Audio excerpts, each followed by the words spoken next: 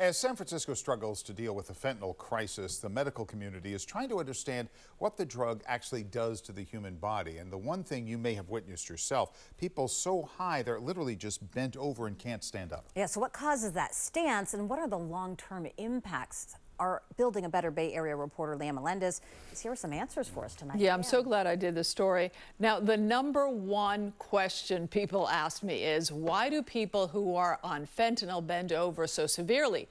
Is it the drug? Is it their spine, which is somehow damaged? Well, we thought that by doing this story, people would start caring more about the harm fentanyl does to the body. People bent over, appearing as if they were frozen in place, is a common sight in San Francisco's Tenderloin district. The simple explanation? It's a degree of loss of consciousness and a degree of loss of muscular control. Fentanyl is responsible, but the effects of the opioid continue to linger on as the person continues with their daily life, in most cases awake but not able to stand up.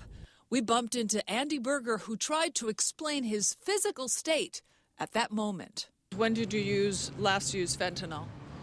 Today. Yeah, so it's still obviously in your body.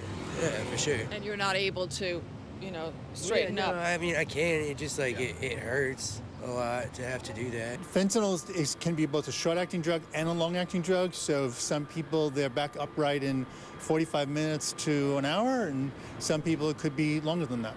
Dr. Daniel Ciccarone is a UCSF professor of addiction medicine. He says fentanyl in long-term users takes time to clear out of the system because the drug tends to accumulate in the fat tissue.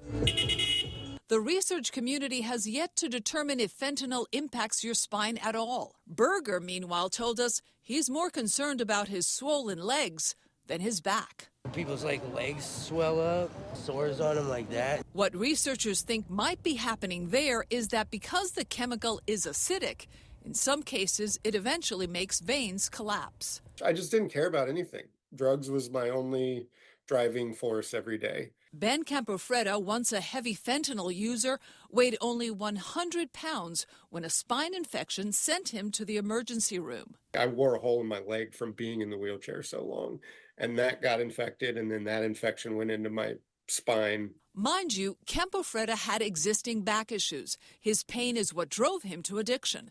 The use of fentanyl made his condition even worse. Because of that infection, UCSF surgeons had to remove 2 of his discs. And as seen in this spine health animation, 2 implants were inserted, providing more spacing between the vertebrae. This relieved the pressure on the nerves. Campofreda now lives in Oregon and considers himself among the few able to get off fentanyl. Earlier this year, he hiked the well-known Camino de Santiago de Compostela in Spain. That's approximately 550 miles. And how's your back? My back is great. I'm in better shape than I've been in since I was 20. I exercise every day.